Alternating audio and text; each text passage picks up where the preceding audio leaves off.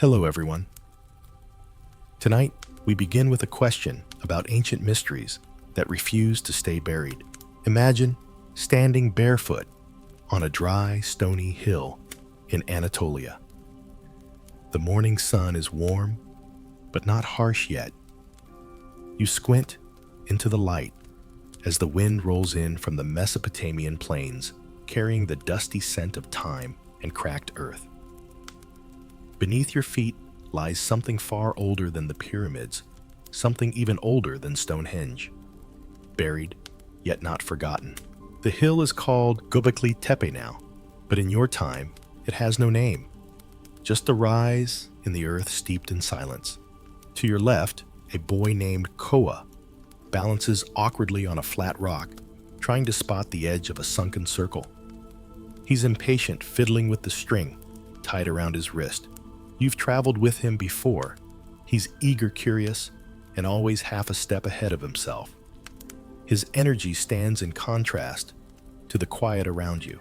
Before you snuggle into your blanket, hit like on the video and comment where you're watching from and what time it is there. It's so fun to know who's joining us from around the world. Now dim the lights, maybe turn on a fan for that soft background hum, and let's ease into tonight's journey together. The ground here is deceptive, just dry dirt and scattered limestone at first glance. But beneath the surface, as your fingers brush away the dust, something remarkable is hidden. Your hand touches the edge of a smooth pillar. Massive, deliberate, heavy.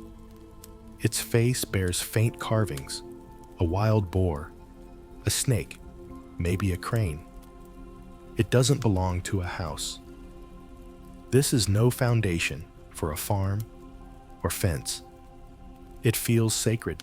Across the hillside, other rings are emerging, great stone circles, some 20 meters wide, built with slabs up to 16 feet tall. They form open enclosures with two central pillars rising in the middle like outstretched arms. It feels impossibly advanced. Not because it glitters or glows, but because it's out of place.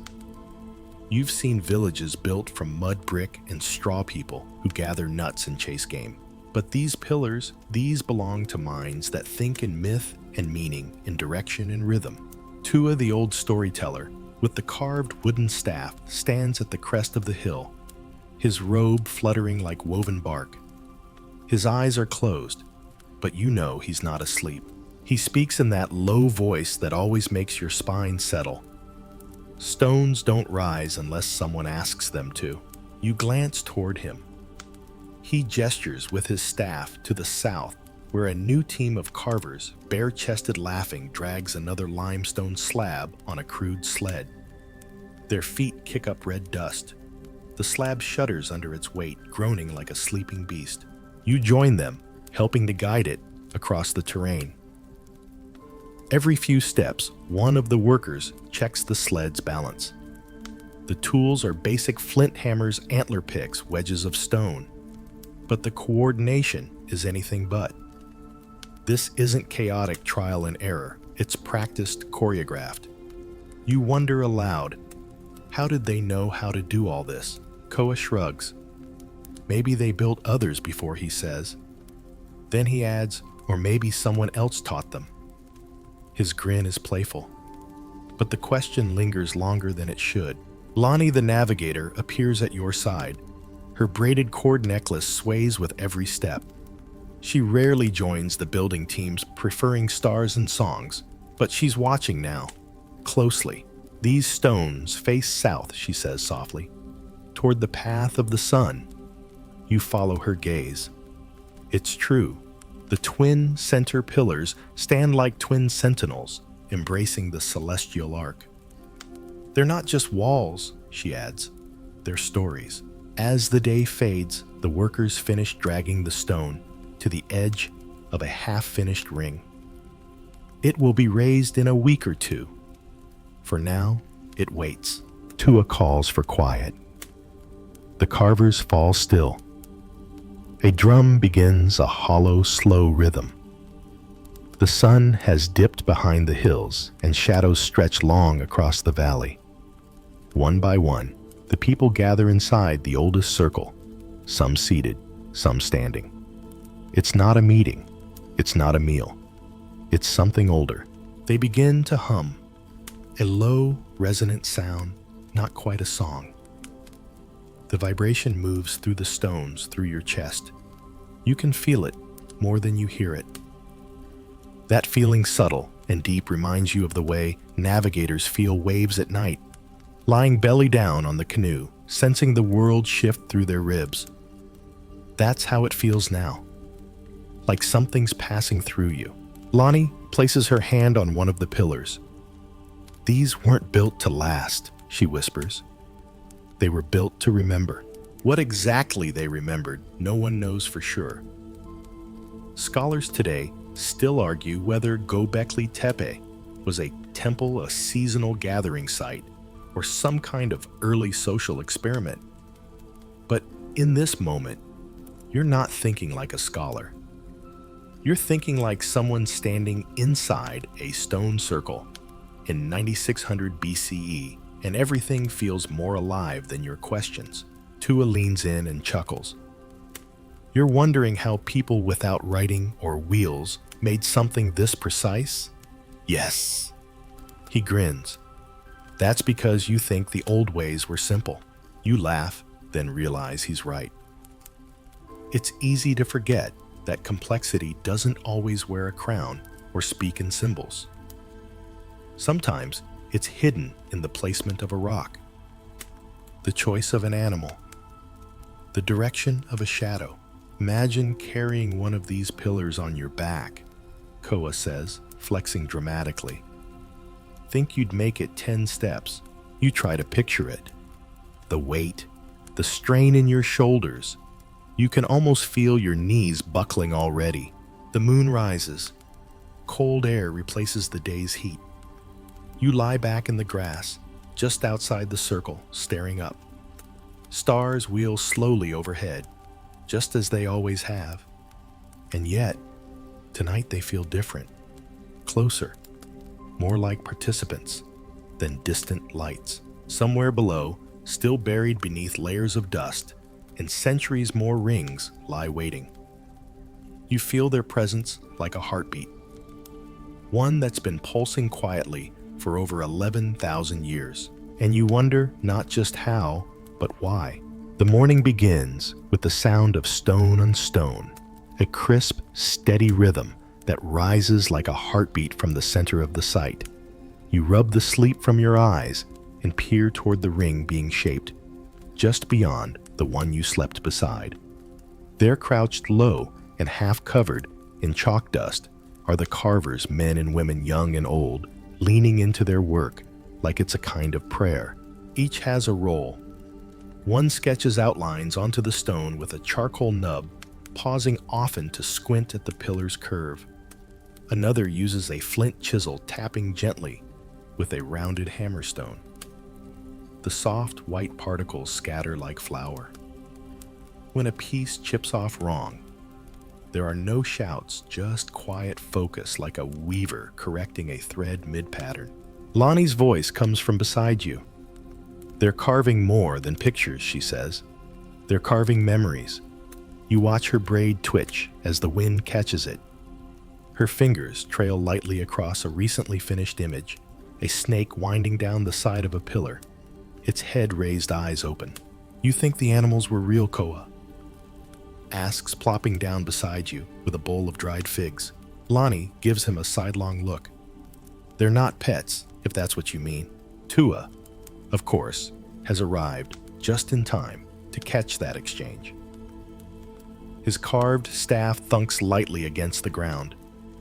They were the first words he intones.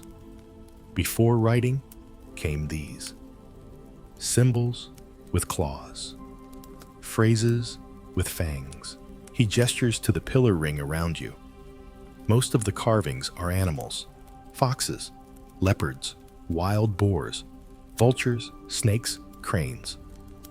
But they're not random. You start to notice patterns. A vulture always appears with a headless figure. A fox always points toward the central twin pillars. There are no plants, no human faces, no weapons, just beasts and meanings that refuse to translate cleanly. One woman stands back to assess her work. A crane, with its neck extended, flanked by geometric symbols like backward C's and little H shapes. She nods once satisfied, then sets her tools aside. Her hands are chipped and raw, but her face glows with calm. You lean closer. The figures are done in low relief, not deeply gouged, but shallow and subtle, meant to catch the light of dawn and dusk. The way the shadows stretch across them makes them ripple like breath. Imagine carving that with just stone tools, you murmur. How long would it take? Months, Lonnie replies. Maybe more. But time's not what they feared wasting. It's forgetting that worried them. As the sun climbs higher, the circles reveal themselves more fully. Some enclosures are nearly complete, while others still sit half-buried awaiting excavation or perhaps reburial. The central twin pillars of each circle are always taller than the rest, and they often bear the most detailed carvings. Some even have arms, yes, human arms, relief carved along the sides with hands meeting at the belly. They aren't just pillars, they're figures, but figures of what God's ancestors' spirits, or something else entirely. Historians today still debate whether these T-shaped monoliths represented deities, stylized humans, or abstract ideas. But here, now standing before them, you can't help but feel watched. Not threatened, just seen. Koa makes a mock bow to the nearest one. If you're a god, he whispers, I hope you like my hair. Tua chuckles. Be careful, that one's probably the god of impatience. There's laughter, but also a hush. These aren't jokes made in irreverence. They're part of the ritual humor, as an offering, as a shield, as a bridge between the known and unknown. Suddenly, one of the carvers stands and calls for help. You rush over with the others and see what she's pointing at. It's a fragment unearthed from a crumbling trench edge, part of a carving, not attached to any standing stone. The image is broken, but you recognize part of a leopard's tail and what looks like a bird's wing. They begin to carefully unearth it, using brushes and reeds, humming quietly as they work. The air thickens with anticipation. Even Koa goes still, squatting on his heels and chewing his lip. As the piece comes free, Lonnie tilts her head. It's from a pillar, maybe one that cracked, or was torn down, Koa suggests, or buried. You help shift the fragment to a shaded area. The consensus is to try and match it to one of the known broken bases scattered nearby. You wander through the partially dug circle, checking each pillar like it's a puzzle piece waiting for its neighbor. Eventually, Koa calls out. This one you jog over. The base he's pointing to has a matching notch. The fragment fits almost too well. They would have built it taller than a man, wide as a doorway, and carved on its sides would have been a confrontation between predator and prey, perhaps more metaphor than memory. The image implies motion story tension, and no one's sure what tale it tells. Tua offers a possibility. The leopard was night. The bird was the soul. One chased, the other escaped. He pauses. Or maybe it was just lunch. You grin. That's the Tua you know. As the sun nears its zenith, you sit beneath one of the older pillars to escape the heat. The surface is cool to the touch despite the air's dryness. You run your fingers over the carvings again. They're not just decorative. They're deliberate, measured. You feel their grooves like echoes, like ancient breaths. Imagine being the person who carved this. What stories filled their mind? What did they fear or hope would be remembered? Outside the circle, children run between stone sleds, chasing each other with reed sticks. A woman braids flowers into the cracks of a smaller pillar. Koa naps with his mouth open, one hand still loosely gripping a chisel. And for a moment, it feels like the hill is breathing. Not metaphorically, but truly. In and out. In and out. You sit very still. Is it the wind? Is it the stone? Or is it memory itself? Still alive, still restless, still whispering beneath your feet. The sun rises higher, casting sharp light across the hill. You squint as the shadows shrink, and for the first time since your arrival, the whole landscape feels exposed, naked even. It's here, in the full honesty of daylight, that a deeper puzzle starts to gnaw at you. You walk the outer perimeter of the carved rings, peering beyond the stones and out toward the dry grasslands. Where are the homes? You expect to find clay ovens, storage pits, scattered tools, anything that would suggest daily life. But there's nothing. No hearths, no granaries, no fields. Where did the people live? You ask aloud, brushing your hand through wild grass that barely reaches your ankle. Koa joins you, stretching with a groan. You mean the carvers? You nod. Or the ones who gathered for the ceremonies? This place doesn't feel like a village. He looks around, then shrugs. Maybe they lived down the hill. Maybe they didn't stay. You kneel beside a flat patch of dirt and rake your fingers through it.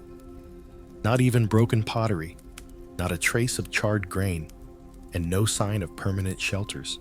That's when Lonnie appears, shading her eyes as she scans the horizon. We've found fire pits, before she says, but only animal bones nearby. No millet, no wheat, no barley. Just wild aurochs, gazelle, foxes, geese. You raise an eyebrow. So, they weren't farming. She nods slowly. Not here, not yet. You look around again. Suddenly it all seems impossible. Massive monuments, coordinated labor, elaborate carvings, and no farming. Historians still debate this very point. Was Göbekli Tepe built by hunter-gatherers or by early farmers whose traces are still lost beneath the soil? The mainstream view leans toward the former. These stones were raised by people who didn't grow crops, didn't raise livestock, and didn't live in towns. And yet, they built this. Tua saunters up from the far side of the ring, plucking a twig from his beard. You're thinking, he says, about the contradiction. You nod. How could a group without agriculture manage this level of complexity? He smiles. Because you think farming came first.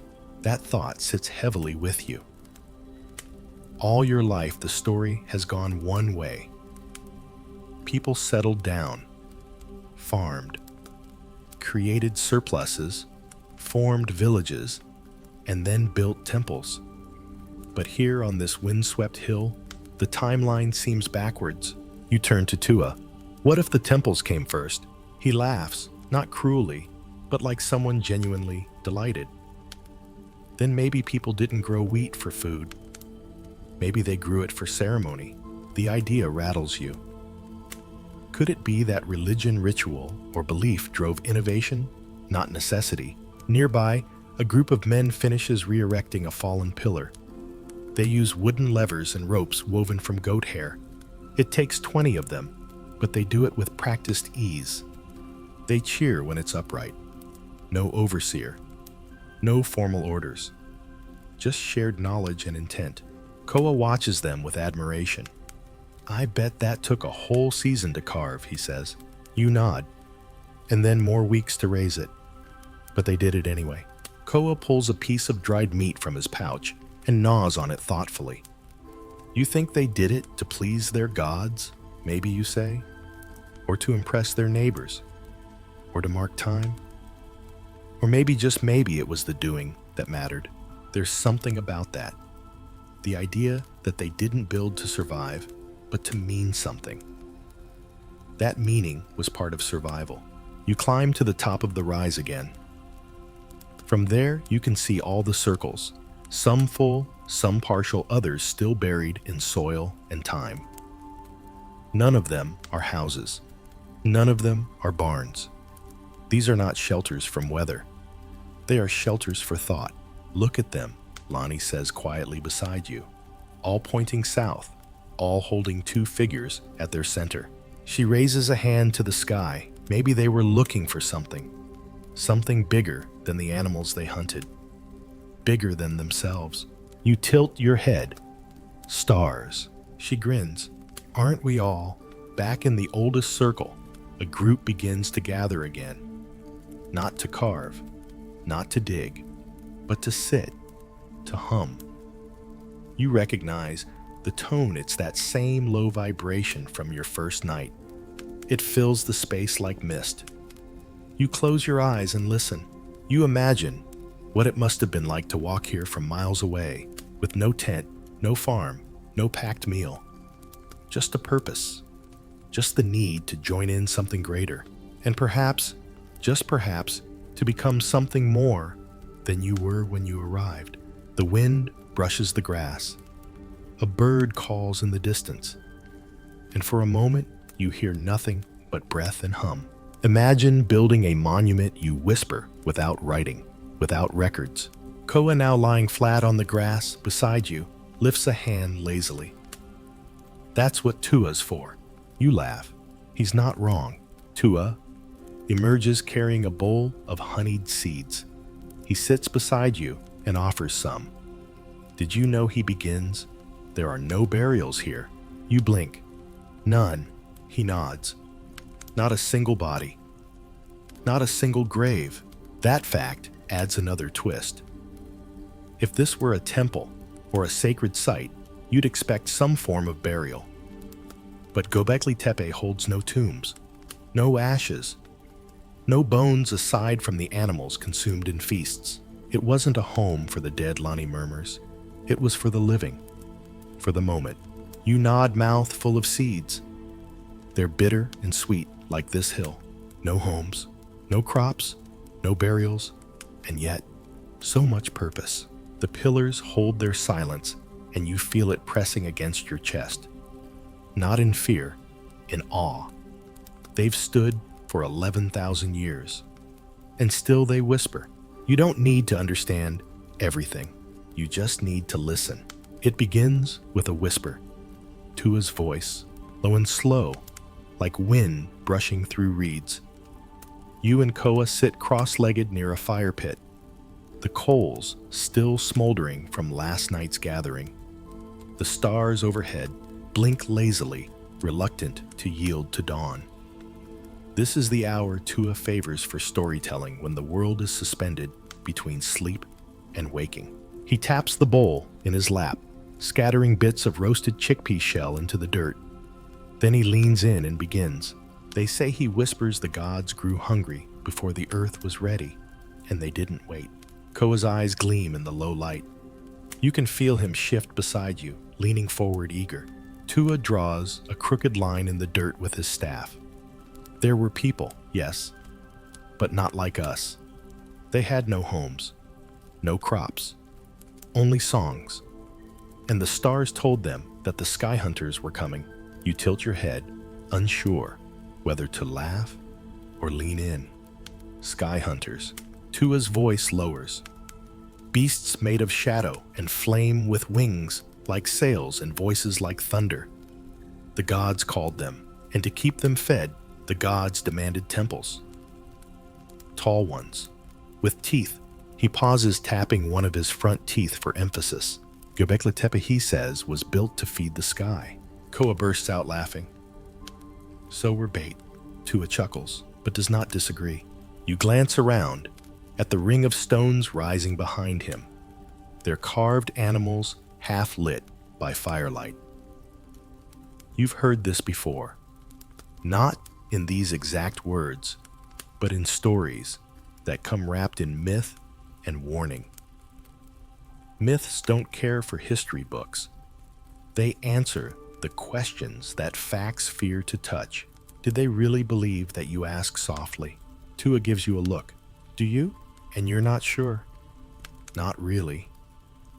because there is something here, something that seeps beneath the skin and whispers through bone. The people of Göbekli Tepe spent extraordinary effort carving these animals. Boars, foxes, serpents, birds of prey, each etched with such precision that you feel their presence pressing through time. But what do they mean? Modern scholars have argued endlessly over this. Some say the carvings are totems, tribal symbols. Others think they record constellations. One controversial theory even claims they mark the night of a comet strike, but no one can say for certain. The language is lost. Lonnie joins you quietly, her braid damp with morning dew. She sits close to the fire, rubbing her palms together. What if the animals were memories, she says. You look at her puzzled. She picks up a charred stick and begins drawing in the dirt beside Tua's staff marks. Say you saw a leopard once. It almost killed you. Or maybe you followed a vulture to a carcass when you were starving. You wouldn't forget, right? You nod. So you carve it. Not to decorate, to remember, to warn. Tua grins, like tying a knot in your braid so you don't forget your promise. Or your paddle, Koa mutters. He's still sore about the time he lost his in the river. You chuckle, but the idea sticks. Carvings as memory, as language before words. Lonnie leans back, studying the stones. But there's more than just danger here. Look, some animals are peaceful, paired, curled around each other. You follow her gaze to a pillar where two cranes face each other, beaks nearly touching. Between them, a symbol, like a simple circle. What's that mean, you ask? Tua shrugs. Maybe they danced. Maybe they died. Maybe it was love, Koa says, surprisingly serious. You sit in silence for a moment. That's when the drums begin. A slow, pulsing beat rises from the southern edge of the site. You and the others stand and walk toward the sound, weaving between the outer circles, where people have gathered with offerings, meat-carved beads, woven cloth. A ceremony is beginning, but it's not for a harvest. There is no harvest. Instead, animals are brought forward, wild ones. A butchered aurochs, a gutted gazelle, all arranged carefully near the center stones, not consumed yet, displayed. You stand beside Lonnie watching. There's no grain, you whisper, just meat. She nods. Always. You tilt your head. Is that strange? She doesn't answer. Historians today have puzzled over this. Excavations at Göbekli Tepe show enormous quantities of butchered animal bones, some cooked, others not. But no grain silos, no signs of farming. So how did they gather in such numbers? Was it seasonal? Did they rely on foraging and communal hunting? Or did nearby groups contribute, bound by shared beliefs? The ceremony begins. Tua raises his staff and chants something old and thin, a language you don't recognize. Others join in. The sound is not loud, it's patient, repetitive, a rhythm that builds and folds back on itself. A woman walks forward, holding a carved bowl of honey and berries. She places it before the tallest pillar, then bows. Her movements are graceful, practiced, not showy, but sacred. You glance around. Everyone is watching, but not performing. This isn't theater. It's memory in motion. You close your eyes for a moment. The chant vibrates through your chest. You imagine yourself carved into one of those stones, arms folded, eyes open to the sky. A witness across time. Then the silence comes, like a door gently shut. The people begin to disperse, calm and quiet.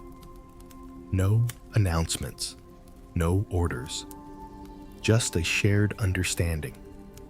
The offering is made, the breath is released. You walk away with Koa and Lonnie, the sky brightening behind you. I don't think this is about survival, Koa says. It's about something else. You nod. Maybe it's about hunger, but not the kind that food solves. Maybe Göbekli Tepe was never a place to live. Maybe it was a place to become. Later that day, after the heat begins to wane and the long shadows of the pillars stretch out like sundials, you find Koa crouched in the dust, brow furrowed, tongue peeking out from the corner of his mouth. He's not napping for once. He's puzzling over something, a broken fragment of a carving half buried in the chalky soil. You kneel beside him. Another piece. Koa doesn't look up. Maybe. But this one's weird. You lean in. It's definitely part of a pillar. Same limestone, same shallow relief carving. But this piece shows something different. Not a clear animal this time. Not a snake, not a vulture. This one looks like a series of overlapping hands. Or are they wings? He brushes more dust away and reveals a spiral pattern beside it. See, he says, voice hushed. It's like motion. You trace it with your fingers. The spiral curls inward like a shell, or a galaxy, or maybe just wind. The edges of the carving are unusually smooth. Whoever made this didn't just carve, they polished. Koa pulls the fragment into the sun, squinting at the angle. This was meant to catch light, he says. Look, the edge glows. You nod, then glance at the surrounding circle. None of the visible pillars show this pattern. Maybe it came from a deeper level. He looks at you with wide eyes. You think there are more below. You remember what the excavation team said, how there are at least 20 enclosures buried beneath the hill, only a few of them unearthed. Some date back to nearly 9600 BCE, and others may be even older. Historians still argue whether Göbekli Tepe was built in stages, you say. But what if the earliest ones are hiding the most important pieces? Koa's already on his feet. We have to find the match. You spend the rest of the afternoon weaving between the circles, comparing the fragment to exposed carvings. Lonnie joins in, intrigued, despite herself. Tua, of course, watches from a shaded spot, pretending not to care. Eventually, you find a partial match on a toppled pillar at the edge of an unfinished ring. The same spiraling pattern, half buried, faces east. The rest of the pillar is cracked, but enough remains to suggest a story in motion. A kind of dance. What do you think it means? Lonnie asks. You all sit there gazing at it, lost in the silence. I think, Koa says slowly, it's not a picture. It's a process. You turn to him. Look at it. It's not a scene. It's not a moment. It's movement, change, something becoming something else. He's not wrong. Lonnie taps her chin. Maybe it's a transformation, a ritual. Tua speaks at last from behind you. Maybe it's memory trying to survive. You turn. He's smiling faintly. These stones don't just tell stories. They hold them. They trap them like flies in amber. He kneels beside the fragment. When you carve something into stone, you're trying to outlive forgetting. You look again at the spiral. You imagine the hands that made it steady, deliberate. You imagine the chant sung while it was carved, the time it must have taken. You wonder what the carver hoped to preserve. That night, by the fire, Koa brings the fragment into the light. The group gathers around, murmuring. A few elders inspect it with knowing glances. One of them, a woman with sharp eyes and silver rings on every finger, whispers something in a tongue you don't recognize. Then she begins to hum. It's not the same hum as the ceremonies. This one is softer, almost a lullaby. Others begin to join in. The spiral catches firelight, casting flickering shadows that seem to move. It looks like it's spinning. Someone places the fragment on a woven mat in the center of the circle. Not as an offering, but as a question. Lonnie leans toward you. It's not just about remembering, she says. It's about interpreting. You nod. Every generation, every voice adds something new. The symbols remain, but the meanings shift. You recall modern archaeologists who believe these carvings may represent not just animals, but constellations. That the vulture is Sagittarius, that the scorpion is well Scorpio, that Göbekli Tepe might have been not just a temple, but an observatory. But others scoff at that idea. Wishful stargazing, they call it. Still you wonder? You lie back on the grass and stare at the sky. The stars begin to appear one by one, puncturing the fabric of the night. You watch the spiral of the heavens turning above you, slow and constant. What if this place, you whisper, wasn't for worshiping gods? Lonnie raises an eyebrow. What if it was for trying to understand them? Koa smirks. What's the difference? You smile. He has a point. The night grows colder. The wind picks up. You draw your cloak tighter and feel a strange calm wash over you. It's the kind of peace that comes from not needing all the answers, from knowing that the questions themselves are sacred. That fragment, the spiral, the hands, the movement, it may never be fully understood, but maybe that's not the point. Maybe the act of searching, the act of carving, the act of gathering by firelight to guess and wonder and tell stories, that's the real purpose. The fire crackles, the stars spin, and somewhere beneath your feet, more spirals wait. The next morning, Lonnie gestures for you to follow her. She doesn't say where you're going, only gives you that half smile of hers and points toward the far edge of the site where low mounds and half-buried stones mark territory not yet fully uncovered. Koa trails behind, yawning and pulling at a stubborn burr tangled in his tunic. I had a dream, Lonnie says as you walk, her voice quiet. The stones were singing, but not with words, with echoes. Koa chuckles. That doesn't make sense. She shrugs. Dreams don't have to. You reach the mound. To your left, a shallow trench has exposed the side of one of the rings, and a set of narrow stone steps curves downward. This is one of the lower chambers, partially collapsed, partially hidden. Lonnie steps lightly barefoot, guiding you into the shadows. The air inside is cool, thick, with the scent of earth and old dust. You pause at the bottom. It's different here. Not open sky and wind, but enclosed, quiet, and strangely loud. Your footsteps echo sharply. A whisper carries like a shout. You try humming a single note and feel it vibrate in your chest. Koa lets out a startled laugh, then repeats the tone, this time louder. It reverberates, bouncing between the pillars until the sound seems to circle you. It's like the walls are singing back, you say. Lonnie nods. This chamber responds. She walks to the center, where two pillars once stood. Now, only the bases remain. But the acoustics are perfect. Even your breath seems to settle differently here. Imagine a chant, she says softly. A group standing here. Voices layered, rising, falling. You can imagine it. The circle closed, the hum low and growing, the stone itself vibrating, participating. Modern acoustic researchers have speculated about the sound properties of Göbekli Tepe. Some chambers create odd echoes, focused reverberations that amplify certain frequencies, particularly human voices. It's possible these spaces were built not just for sight, but sound, music, chant, or even trance. Lonnie claps once sharply. The sound rolls like thunder. Why build this, you ask? Why care about how it sounds? Koa crouches near a fallen stone and taps it with a stick. Because sound moves without tools, he says.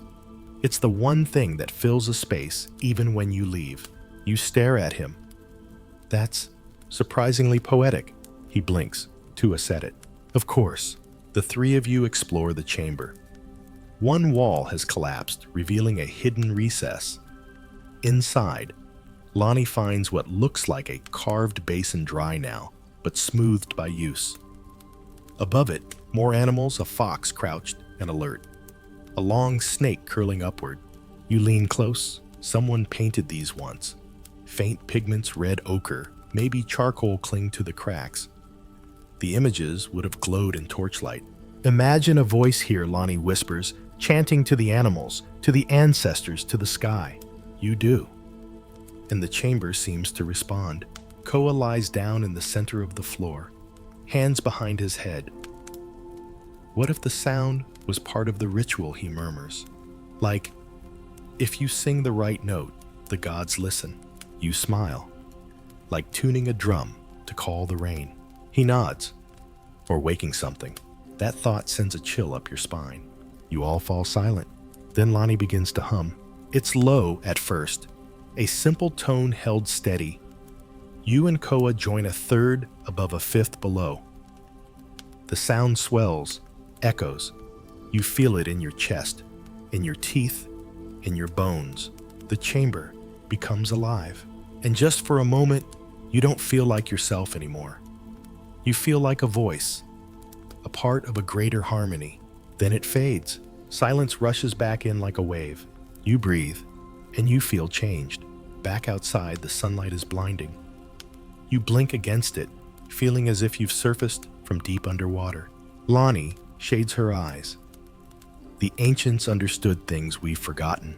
You think of that echo, that vibration in your chest. It felt like memory without words. Later, as the wind picks up and the carvers return to their work, you sit beside Tua and tell him what you experienced. He nods unsurprised. The hill remembers, he says. You just have to ask the right way. Through sound, through silence, through intention. You watch the circle below, alive with activity. Children run between the pillars, chasing each other with feathers. A woman sharpens a flint knife against a rock. Somewhere a goat bleats unimpressed with human mysteries. You ask. Tuado. You think they sang every time they entered the chamber? He thinks. Not always.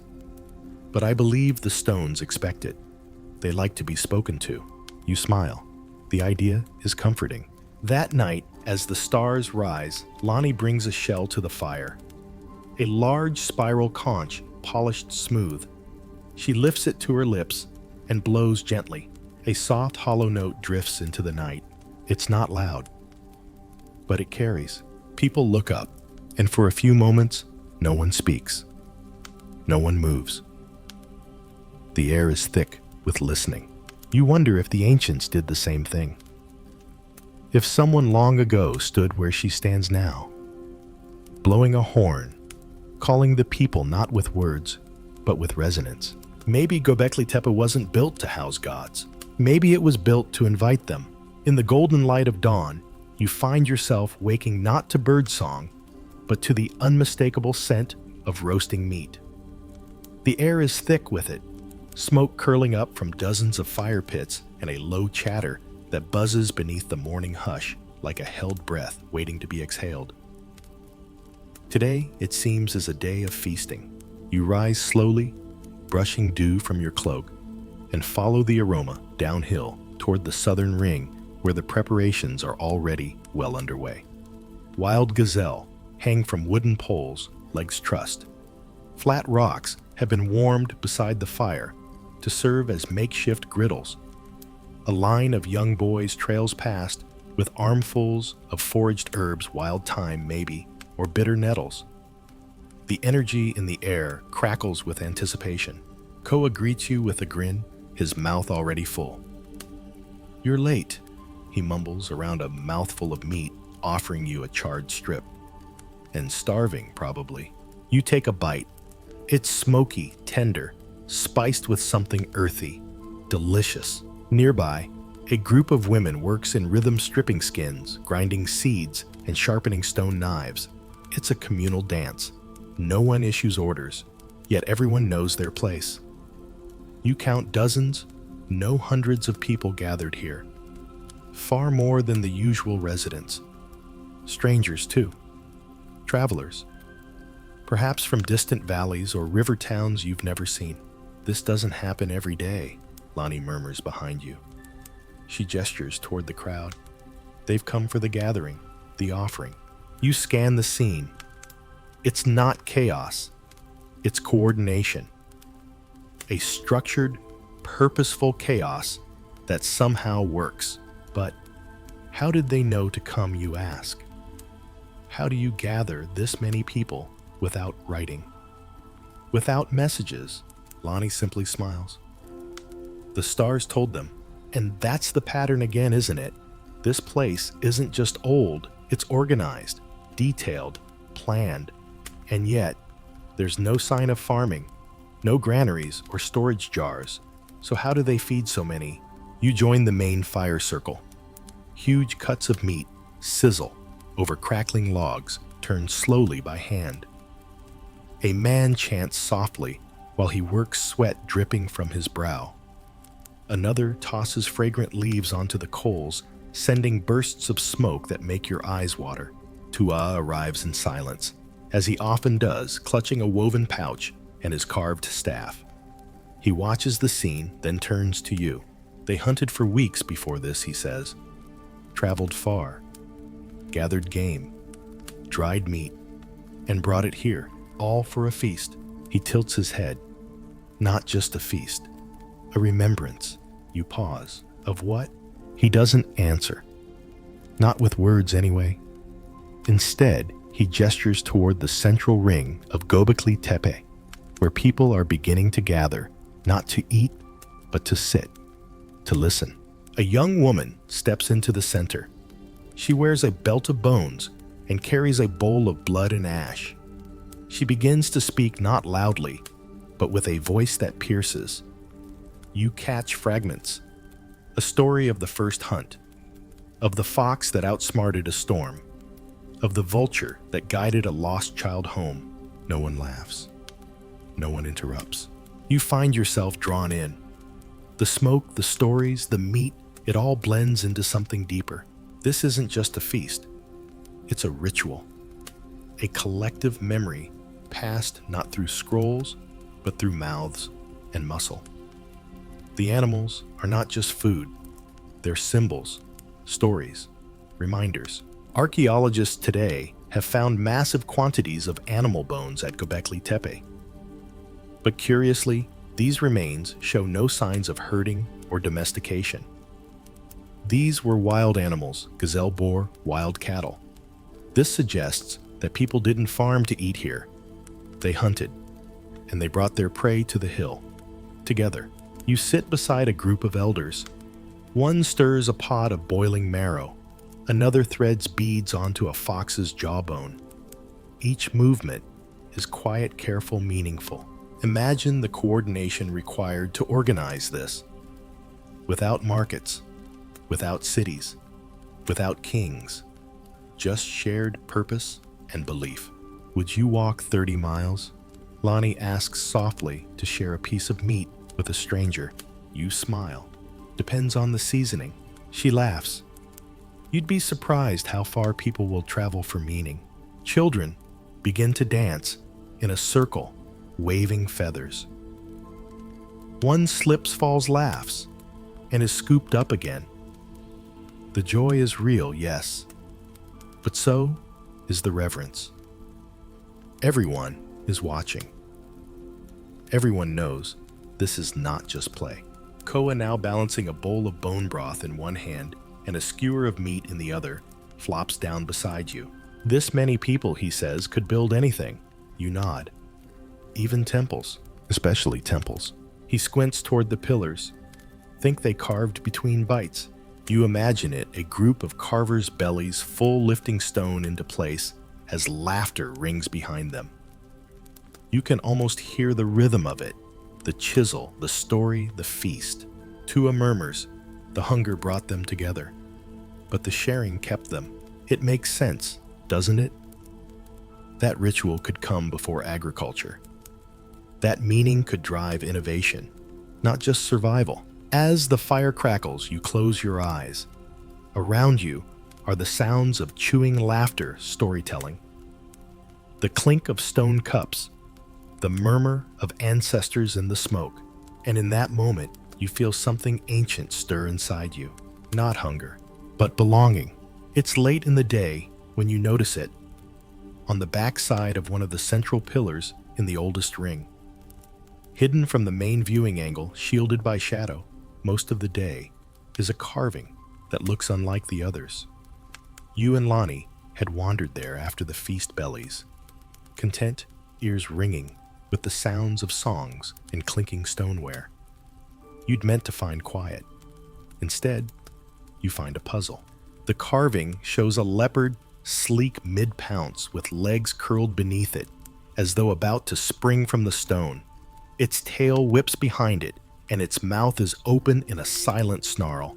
But it's what the leopard chases that gives you pause. A vulture, wings outstretched, beak raised, claws tucked in. But instead of soaring upward, the vulture dives toward the leopard. They are locked in a strange reversal, predator and scavenger, neither retreating. Lonnie steps closer, running her fingers gently across the image. "I've never seen this one," she says, voice low. "Or maybe I never saw it like this." You crouch to inspect the carving's base. A series of small symbols runs along the bottom, simple lines, spirals, and triangles. You recognize a few from earlier pillars. Some archaeologists believe these are proto-symbols, precursors to writing. Others argue they're just decorations, or lunar notations, or something we still don't understand. Koya arrives a moment later, still licking honey from his fingers. "You found another angry cat." "Leopard chasing a vulture," Lonnie murmurs. "Or vulture chasing leopard," you correct. He whistles. "That's dramatic." You can't help but agree. Tua arrives next, of course. He always seems to appear at moments like this, never far from the scent of mystery. His gaze lands on the carving, and his smile falters. Not out of fear, but recognition. "This one," he says, "is an old story." "Tell it," Koa demands immediately, plopping onto a stone slab. Tua doesn't sit. He stands facing the leopard and vulture like one would face a shrine.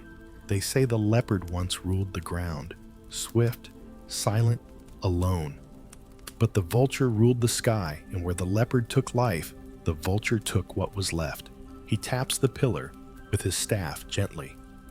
But one day, the leopard leapt too high, and the vulture swooped too low. They met in midair, and neither gave way. You raise an eyebrow. "What happened?" "No one knows," he says with a twinkle. Some say they became one. Others say they fell locked together, and the earth swallowed them. Lonnie speaks quietly. Or maybe it means something older. A battle of forces, hunter and scavenger, flesh and bone, body and spirit. You study the image again. The tension is there in the lines and the balance. It's not just a scene. It's a moment of decision, of contact, like the world holding its breath, you whisper. Archaeologists still debate whether these carvings are symbolic narrative or astronomical. Some say the animals reflect seasonal myths, leopard for summer, vulture for death. Others suggest celestial patterns with specific animals marking constellations. You run your fingers along the edge of the pillar. Do you think this was a warning or a prophecy? Tua replies. A breeze stirs the dry grass. Overhead, the sky begins to shift from gold to amber. You sit beside the pillar in silence. Even Koa grows quiet. Lonnie breaks it first. These weren't random animals. They were chosen, placed. You think they knew astronomy, you ask. She nods. Not how we name it now, but look at their eyes. She gestures toward the carved heads. They're always watching something. East, west, up. And she's right. Almost every animal on every pillar looks not inward, not down, but toward something. You walk the circle again this time, paying attention to gaze to position. Some point toward the solstice, others toward where certain stars rise.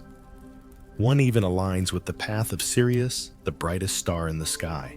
Maybe they map the heavens, you say. Maybe they mapped fates, Tua adds. Later that night, the carving of the leopard and vulture continues to haunt you.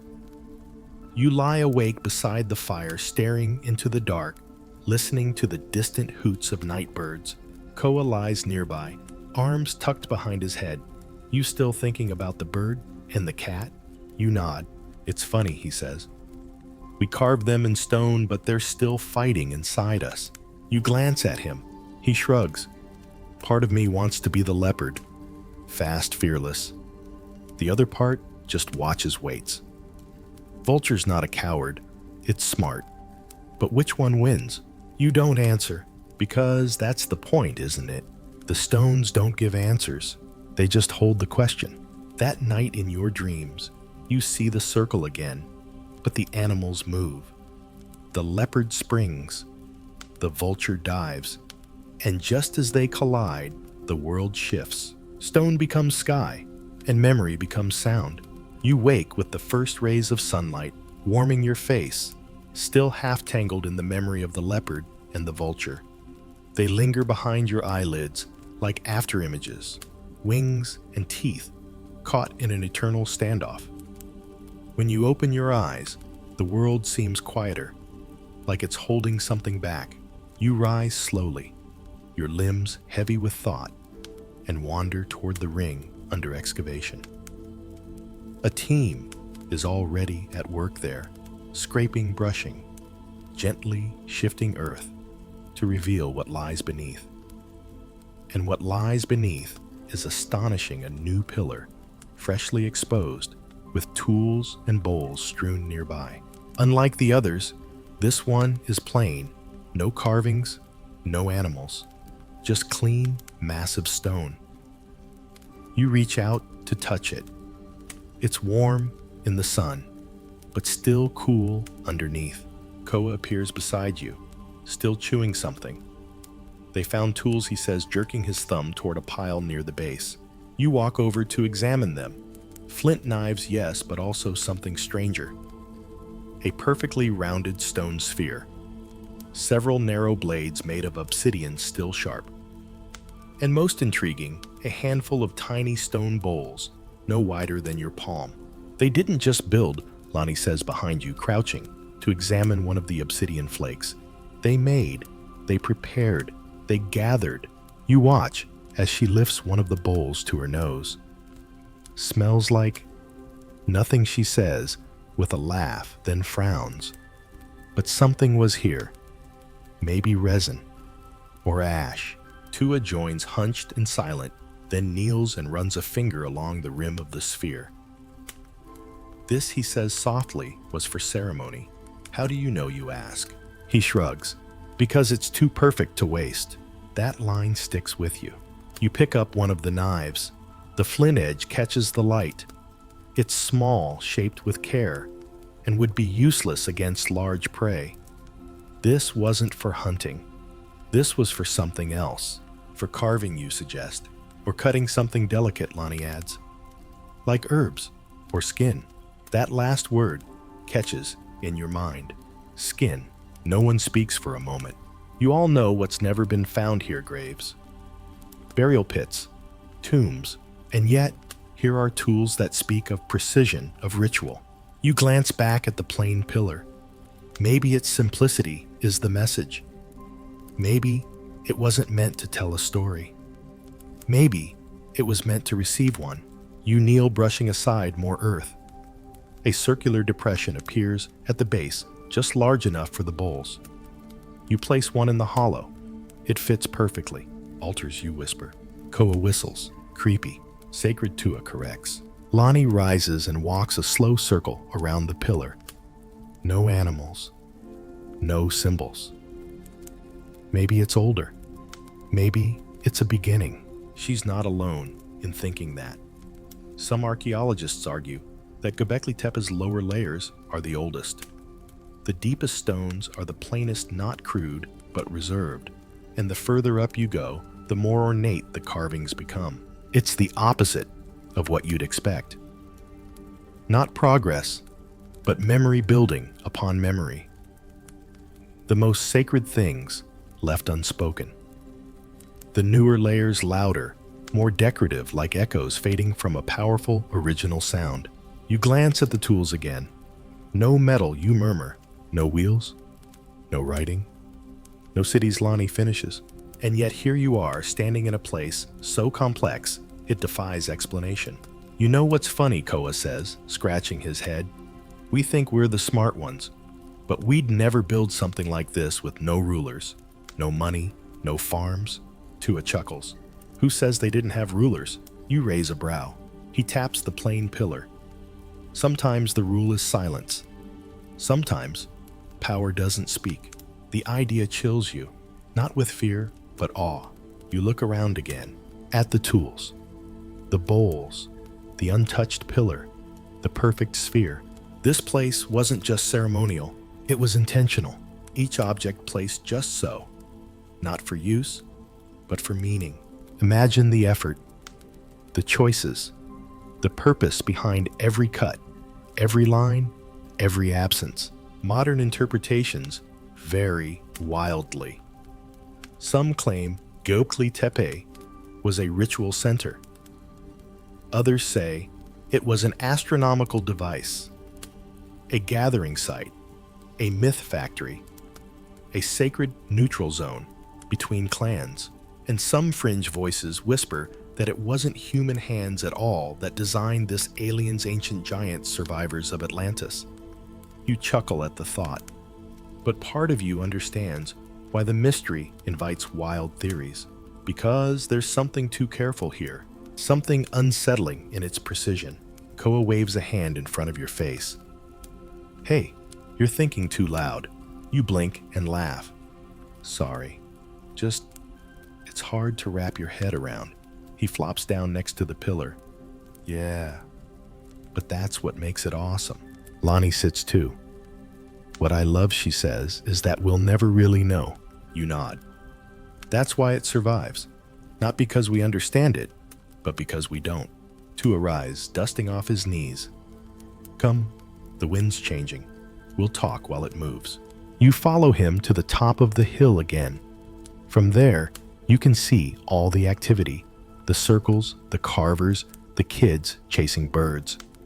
Smoke from cook fires drifts lazily into the sky, and beyond it, open land, untouched.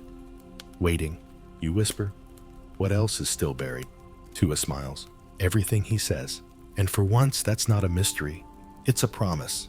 The next afternoon, the sky breaks. It begins as a whisper of gray, low on the western horizon. The kind of cloud that slips in without drama, silent, smooth, and heavy. You feel it before you see it. The pressure shifts. The light flattens. A hush falls over the hilltop, like someone has pressed their palm against the earth's mouth. Lonnie is the first to speak. We should cover the trenches. She's already moving coiling rope and motioning toward a half-excavated ring. You and Koa rush to help. Others join in. Blankets, hides, woven mats, all pulled and lashed over the exposed stones like skin over bone. The wind picks up just a little, just enough to carry dust sideways. Then the rain comes. Not a drizzle, not a sprinkle. A curtain. It falls in thick sheets, pounding the stones, turning dirt into slick clay, carving tiny rivers down the slope. You duck beneath a temporary awning with Koa huddled and soaked. His hair sticks to his forehead, and his usual grin is gone, replaced by a quiet sort of awe. First rain in weeks, he mutters. You nod. And then notice something.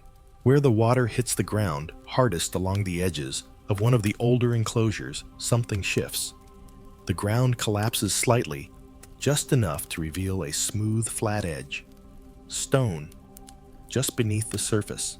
You scramble out before the mud can reclaim it and kneel, wiping furiously.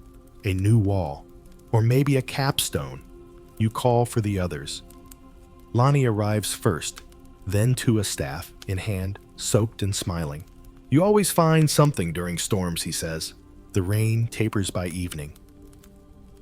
The sun reappears only long enough to set lighting the entire hill in gold. The air smells of wet earth and lightning.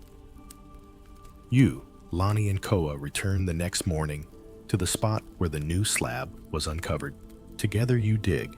It's easier. Now mud clings, yes, but the soil is soft. The stone beneath is wide, smooth, and horizontal. A lid. Hours pass. The wind stays still. The sky, now clear, bears no witness but the circling hawks. And then Koa's hand stops. There's something under it, he whispers. You help him lift. What you find isn't treasure. Not in the usual sense. No gold, no idols, but it's just as strange. A small pit, maybe the size of a cooking pot, lined with stone. Inside, a layer of soft white ash, and in the center, a carved bone, long, hollow, etched with tiny marks along its length. Lonnie takes it gently, turns it in her hands. It's a flute, she says. You lean in, play it. She hesitates, blows gently. A single note emerges clear, high, trembling like the wings of a bird. Koa exhales. That doesn't belong in the dirt, but maybe it does. The pit is too deliberate to be an accident. Ash carefully layered, the flute centered, like an offering or a burial. You look at the lid, the carving on its underside, a set of concentric circles radiating outward, a sound wave, a map. You don't know. Tua joins you again, crouching beside the pit. They buried it, he says. Why? He shrugs. Because it was done, or because it wasn't. You stare at the flute in Lonnie's hands. The rain revealed it, but someone thousands of years ago hid it, to protect it, to retire it, to keep it silent. Rain has a way of uncovering what was meant to sleep. Historians today know this. Many of Göbekli Tepe's rings weren't just left behind, they were deliberately filled in, buried, not by nature, but by the very people who built them. It's one of the great mysteries. Why build a monument with such care only to bury it after a generation or two? Some say it was ritual closure, others symbolic death and rebirth. A few propose more practical reasons, climate shifts, migration. But none of those explain the delicacy, the ceremony. This wasn't abandonment. This was intention. That night, you sit near the ring that revealed the flute. The fire is low. Smoke trails sideways in the still, damp air. Lonnie sits beside you, turning the flute over in her fingers again and again. Koa is asleep already, arm draped over a rock like it's a pillow. Tua is staring at the stars. And you're thinking about burial, not of bodies, but of ideas, of meaning, of sound. What if you murmur, they buried their memories so they wouldn't be misused? Lonnie nods slowly. Or so that someone like us would find them. A wind stirs. The fire pops. You imagine the people who once walked this hill. The ones who built with such precision, who carved animals and echoes into stone, who hunted and feasted and danced and sang, and who then, deliberately, carefully, covered it all in earth, not to forget, but to protect, to seed the future, to wait. As you drift off beside the fire, the wind carries a sound you almost don't recognize. A single clear note, flute or bird or memory, and it lingers. By the next morning, word of the buried flute has spread, not through shouting, not through announcements, but in whispers, in glances, in the way people linger just a little longer near the new pit, as though expecting it to sing again. Tua's staff traces the same circles in the dirt over and over as he sits near the edge, deep in thought. Lonnie has placed the flute on a woven mat wrapped in a strip of deerskin. No one dares to touch it again, at least not yet. Why is it so quiet today? Koa asks, squinting up at the sky. Because something's shifted. You feel it in the ground, in the glances between the elders, in the way even the children play more gently, as if the air itself might shatter if disturbed. You sit with your back to one of the oldest pillars, its fox carving half hidden in shadow. You let your fingers follow the curve of the tail, the texture smooth from time and wind.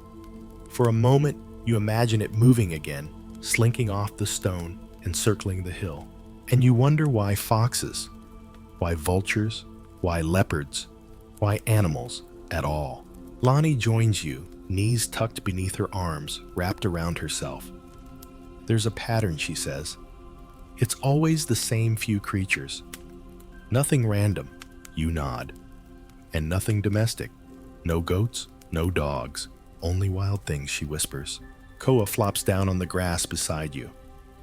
That's because they were still wild too. The phrase hangs in the air. Modern scholars often marvel at this Göbekli Tepe. Seems to have been built before full domestication. No permanent dwellings, no granaries, no tamed animals. And yet this incredible complexity. You turn toward Tua. Could they have been remembering something even older? Older than hunting, even? He smiles but says nothing. You think back to the buried flute, to the intentional covering of whole rings. Why would a people with no cities, no alphabets, no metallurgy be so deliberate about hiding what they built? You walk slowly down toward the southern edge of the site where the excavation halts at the hill's base. You stop where the land dips almost imperceptibly. Beneath this patch, they say, lie many more enclosures, still buried, still untouched. Imagine them rings within rings, untouched for millennia, slumbering beneath the same soil you now disturb with every step. What if they meant for it to be found? Lonnie asks, catching up beside you. You blink. The flute. No, all of it. You stare across the hill toward the unfinished ring near the crest. It's tilted, its outer pillars incomplete, like the builders walked away mid-sentence. Or what if they meant for it to be forgotten? You counter. Lonnie squints toward the horizon. Then why carve in stone? She's right. No one carves in stone if they want their words to vanish. Koa appears, arms full of wildflowers and feathers, and starts weaving them into a garland without explanation. We're putting it back, he says. The flute. You mean reburying it? He nods. Lonnie says it was part of the quiet. We shouldn't break that. You walk with them back to the pit. There's no ceremony, not like before. No crowd. Just the four of you. Tua lowers the flute into its place, gently, like a whisper, returning to silence. Then he pours a small handful of ash over it. It was never about playing, he murmurs. It was about listening. You feel something pull in your chest. Not sadness exactly, but reverence. You help seal the pit. Stone, clay, earth. No one says much afterward. There's nothing to add. Later, while walking alone, you stop beside a pillar with a carving you hadn't noticed before. A bird with its wings spread, facing downward. Beneath it, a curved line like a hill, or a bowl, or a burial. And beneath that, a symbol you've come to recognize, a spiral. Turning inward, you run your fingers over the shape and close your eyes. In your mind, the flute plays again. Not a melody, just a tone. Steady, clear, unchanging. Lonnie finds you there. I think the stones were listening too, she says. You glance at her. To us, you ask.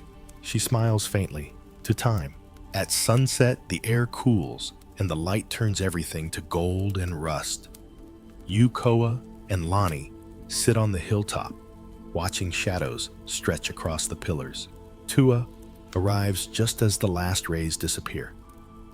He sits, leans on his staff, and gazes out over the ancient site. The rings, he says softly. They were never for staying. You wait. They were for returning. Koa frowns. You mean like home? No, Tua smiles, like a question. You look at the rings below, the ones uncovered, the ones still buried, the stones with animals, the ones left blank. And you understand, not every monument is built for glory. Some are built for mystery, to draw you in, to make you pause, to ask not who were they, but what are we still missing? The stars emerge one by one, pricking the sky with old light. You lie back in the grass, breathing in the dust, the stone, the stories, and above you, the heavens spiral just like the symbols on the pillars. Steady, patient, waiting. You're woken not by voices or drums, but by a gentle tug at your cloak. It's one of the village children, a small girl with wild hair and eyes that reflect the sky like still water. She doesn't say anything, just looks at you, then glances toward the eastern ridge. You follow her wordlessly. The ridge overlooks the far side of the hill, past the main circles, past the half-excavated trenches to a patch of stone and soil, long left undisturbed. You've walked past it many times thinking it was just another pile of collapsed rubble. But now, in the first blush of dawn, the angle of the light reveals something different. There are lines parallel ones, too regular to be natural. The girl points and then runs off without explanation. You crouch, brushing the stone carefully with your sleeve. A shallow groove running clean across the surface. Then another, like ribs, or perhaps a pathway. By the time Lonnie and Koa arrive, you've cleared a span of 3 feet, and the pattern is unmistakable. A grid, not carved deeply, but deliberately. And in each square, barely visible, small marks. Crosses, circles, a few spirals. Koa frowns. Is it a game? Lonnie shakes her head. A plan. You all sit back, blinking in the growing light. A plan. That thought rewrites everything.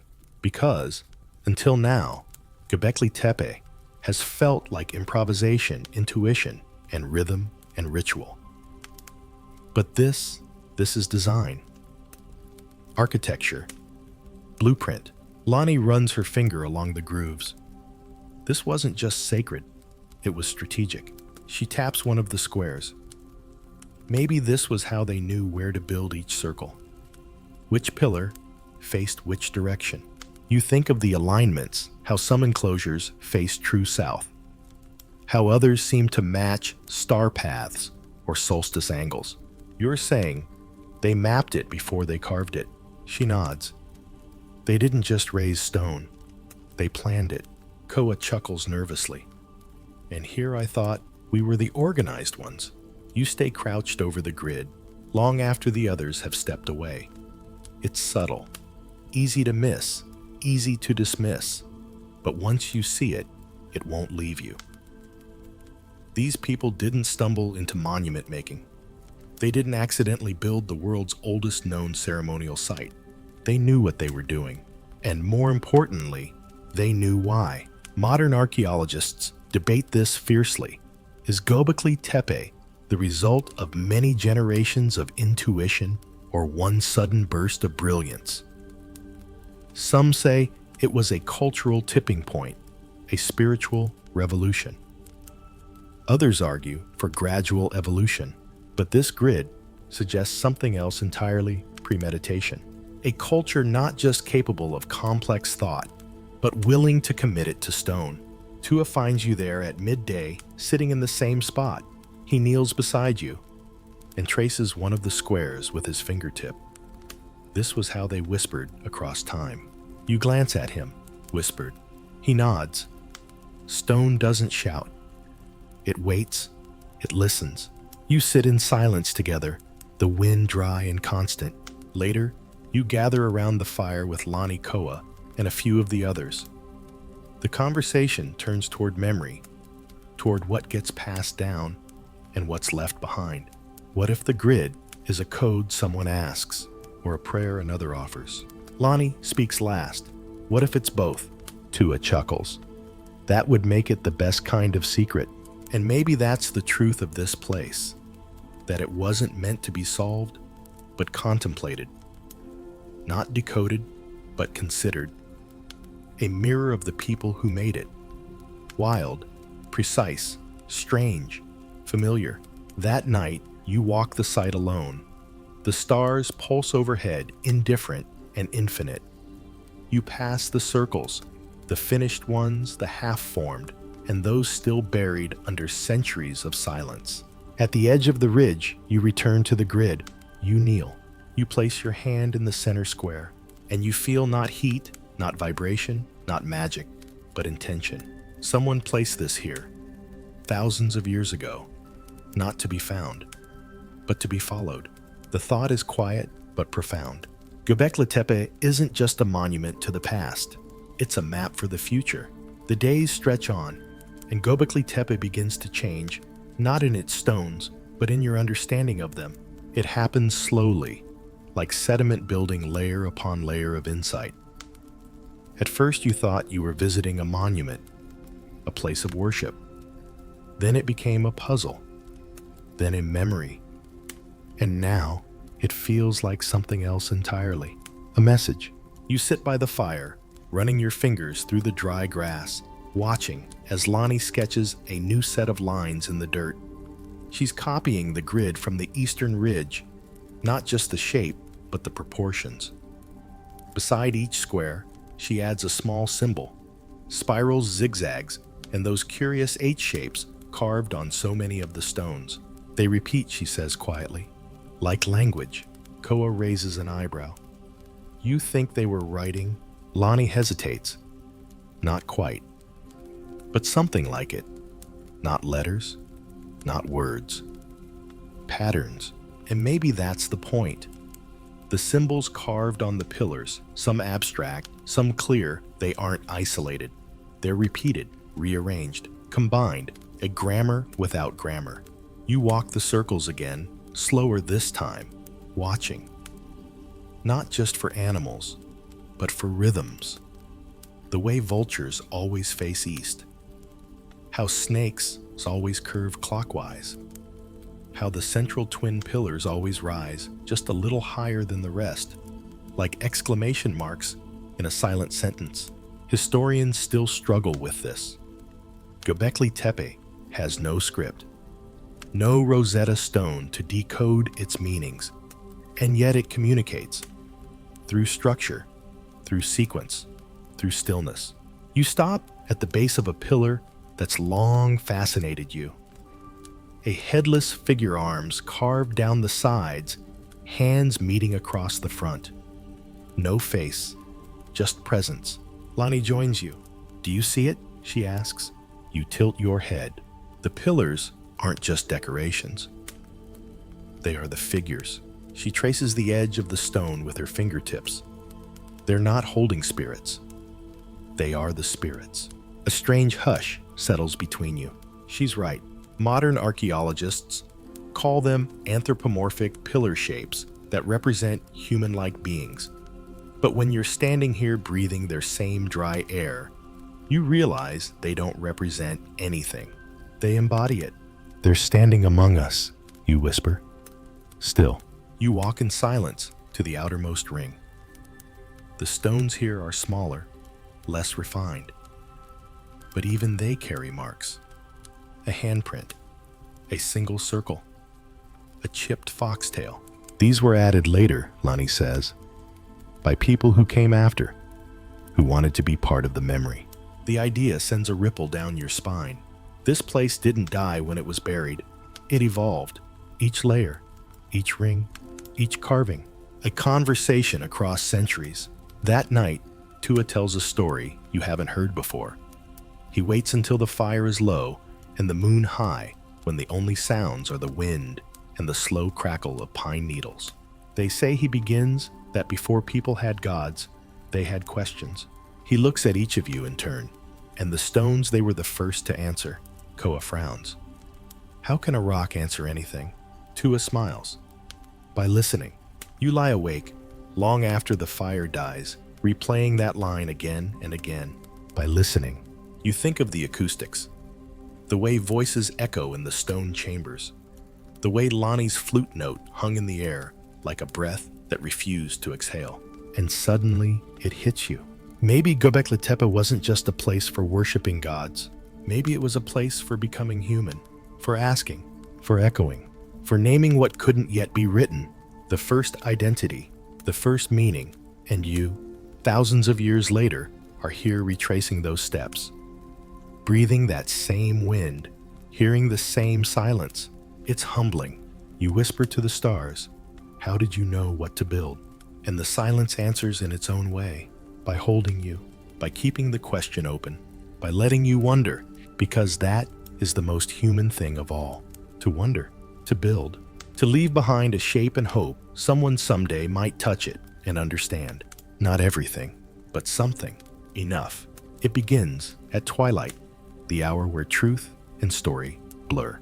You're sitting with Lonnie and Koa at the base of the oldest enclosure, the one with the twin pillars and the fox that never looks straight at you.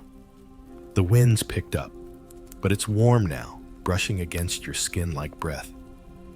Tua joins without a word, his staff in one hand, a fresh carving in the other. He sets it down in the dust between you, a small stone disc, rough at the edges but deliberate. On its face, two spirals, one turning inward, one outward. Lonnie leans in. It's a map. Tua smiles faintly. Or a mirror. Koa frowns. Of what? Tua doesn't answer. He never does. But he lifts the disc, holds it to the fading light, and spins it in his hand. The spirals catch the last rays of the sun, one pulling you in, the other pushing you out. And then you see it, the entire hill, the rings, the walls, the grid, the pit, the buried flute. It's all spiraled, not neatly, not perfectly, but patterned, layered, like growth rings in a tree, like sound waves, like time.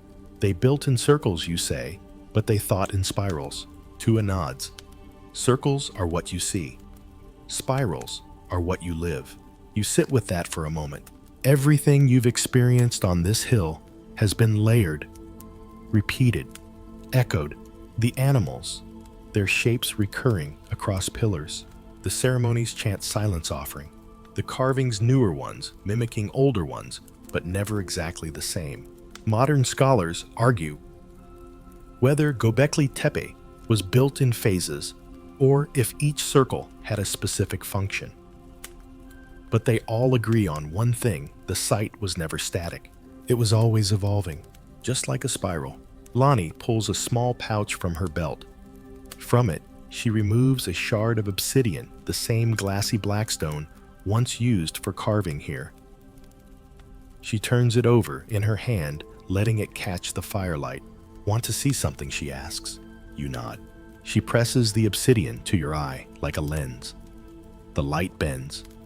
Everything beyond darkens, except for the stars, which sharpen to pinpricks of fire. You breathe in sharply. "You see," she whispers, "this place wasn't just built to reflect the sky. It was built to be the sky." You stare upward, through the stone, into the past. The same stars the builders watched, the same constellations they might have traced onto the pillars. And in that moment, you're no longer sure where memory ends and sky begins. Back at the fire, Koa has begun to hum, not a song, not exactly. Just a note. Steady, echoing. Others join in, one by one. The hum rises. Tua closes his eyes. The spiral turns. You remember the buried flute, the cymbals, the chamber that sang, and suddenly the question changes. Not what did they build, but what did it change in them? Perhaps the carvings weren't about gods, or seasons, or animals. Perhaps they were about transformation, about the leap from instinct to meaning, from movement to memory, from living to knowing. That's what Göbekli Tepe feels like now, not just an old place, but a threshold, a turning, the spot where the world shifted, where people decided to speak not only to each other, but to time itself. Tua taps the stone disc once more. They didn't build it to last forever, he says. They built it so the idea would. You think about the builders, what they feared, what they hoped. You picture someone standing where you are now, thousands of years ago, carving a line, whispering a name into the wind, and you wonder if they too paused just for a breath to ask, will someone come back? And you did, not to conquer, not to solve, but to sit, to listen, to hum, and to remember. Morning arrives with silence, not the eerie kind, but the kind that settles gently, like mist over warm earth. The air is calm, the wind still, and for the first time in days, no tools scrape stone. No voices rise and chant. It's as if the entire hill is holding its breath, waiting. You stir slowly from sleep, stretched out beside the southern ring. Lonnie is already up, walking the circle, barefoot, her fingers trailing over the ancient carvings. Koa sits cross-legged near the fire pit, plucking feathers from a bundle and braiding them into cord. His expression is unusually quiet. Today, you all feel that something is ending, or maybe beginning again. There's a hush among the people. Builders, storytellers, children, elders. Even Tua seems changed. He's left his staff by the hearth and stands alone on the ridge, watching the horizon like it might answer him. You join him in silence. He doesn't look at you at first, just lifts a hand and gestures outward toward the land that stretches away from the hill in all directions. All this, he says, was once invisible. You nod slowly, until they carved it. Until they saw it, he corrects. Then came the carving. He turns to you. Do you know what I mean? You think you do. It's not that the people of Göbekli Tepe invented meaning. It's that they noticed it, echoed it, etched it into stone so they wouldn't forget. They didn't need words. The stones were words. The placement's grammar, the animal's memory. Below the ridge, in the oldest ring, people have begun to gather. No feast today. No ritual dance. Just presence. A farewell, maybe. You walk down slowly, with Lonnie and Koa beside you, neither saying much. As you reach the edge of the ring, you notice the pillars are glowing faintly in the slanted light dust, catching gold at their edges. The fox's tail seems to twitch. The vulture looks almost mid-flight. You sit on the edge. A woman begins to hum. It's not formal. It's not loud. It's the kind of sound that rises naturally like breath. Others join. The vibration wraps around the circle like thread around a loom. You feel it again, that same hum from your first night, the one that settles in your ribs. That isn't heard so much as felt. Tua enters the ring. He walks slowly, trailing his hand across the pillars, pausing by each as if greeting old friends. Then he begins to speak not a story, but a rhythm. Not a chant, but a kind of heartbeat. He tells no tale. He asks no question, and yet everyone listens. Lonnie closes her eyes. Koa grips a carved fox jaw in his palm. You breathe in deeply, filling your chest with the dust and silence of the place. The pillars don't move, but they witness, and you begin to see them differently, not just as relics, but as companions. As sentinels of memory. The sun climbs higher. Tua kneels at the center between the twin pillars. He places something in the dust, a stone disc carved with twin spirals. Lonnie's, Koa's, yours. And when he rises, no one speaks. The moment is complete. Later, you help seal part of the trench where the new grid was found. Not to erase it, but to preserve it. To leave it for someone else to find, as you did. Not everything needs to stay uncovered. Some truths are stronger when they sleep. That evening, you and Lonnie walk the perimeter one last time. She stops beside the broken pillar where Koa found the leopard's tail and the vulture's wing. They were never enemies, she says softly. You glance at her. They were balance. She traces the wingtip. One flew, one stalked, both watched. You close your eyes. The image of them locked mid-air returns to you. Not fighting, not fleeing, just meeting. A still point in a turning world. Koa joins you as the sun begins to set. Where do we go next, he asks. You smile. Anywhere. He nods. As long as we remember this, the three of you sit on the hill as dusk falls. Below the rings cast long shadows across the dust. Pillars stretch like fingers toward the stars. You remember the carved grid, the buried flute, the singing chamber, the feasts without fields, the stones that listen, and the silence that speaks. You remember, you breathe, you belong, and when the stars rise, they find you there unchanged, and yet not the same. You don't need answers. You only need the spiral. Turning, turning, turning. You sit one last time at the crest of the hill, where the wind is quiet and the earth feels steady beneath you. The fire from the night before has long faded to white ash, and Koa snores gently behind you, curled up with a sheepskin tucked over his shoulder. Lonnie's silhouette stands in the distance at the far edge of the hilltop, her braid drifting like a ribbon in the morning air as she stares into the valley.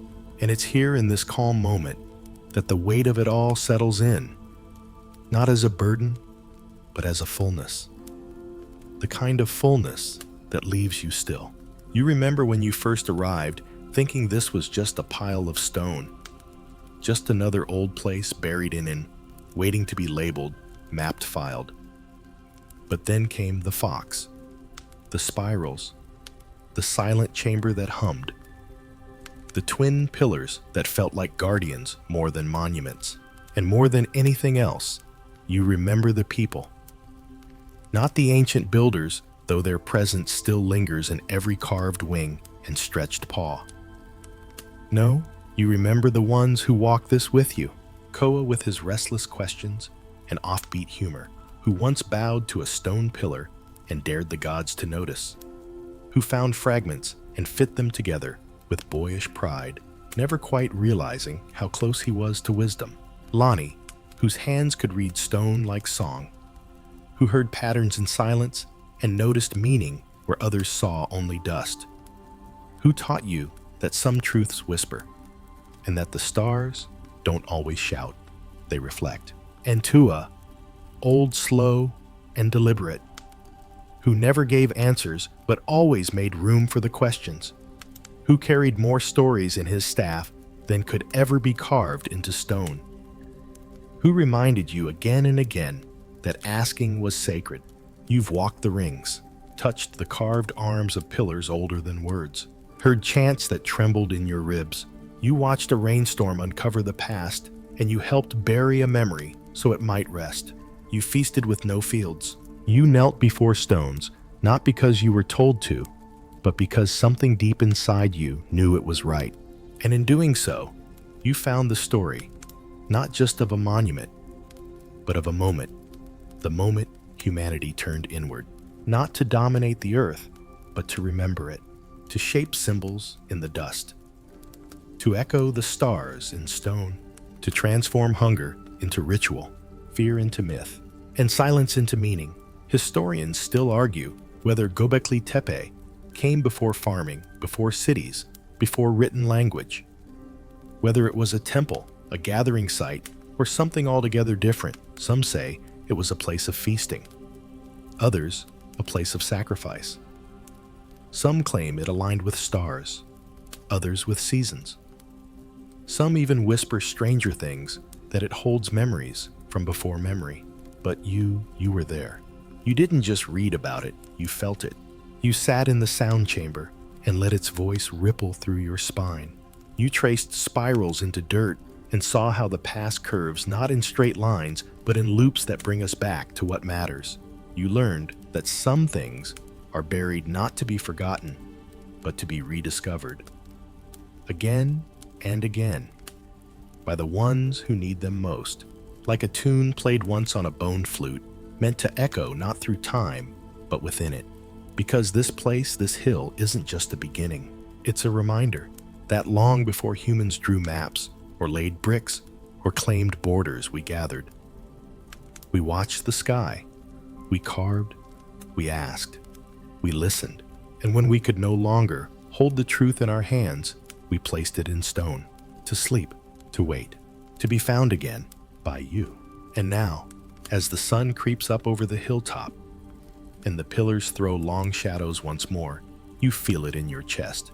This journey has come full circle, and yet it spirals forward still. Thank you truly for joining me through every emotion, every turn, every moment of this journey.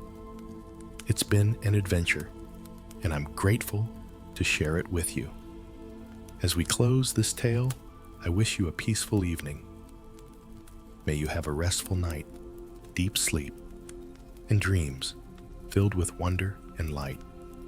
Rest well, you've earned it. And when you're ready for the next story, I'll be here waiting to journey with you again. Before you go, if you love this tale, please leave a like and share your thoughts in the comments. I'd love to hear what moved you, surprised you, or lingers with you long after the story ends. Until we meet again, good night, and see you in the next adventure.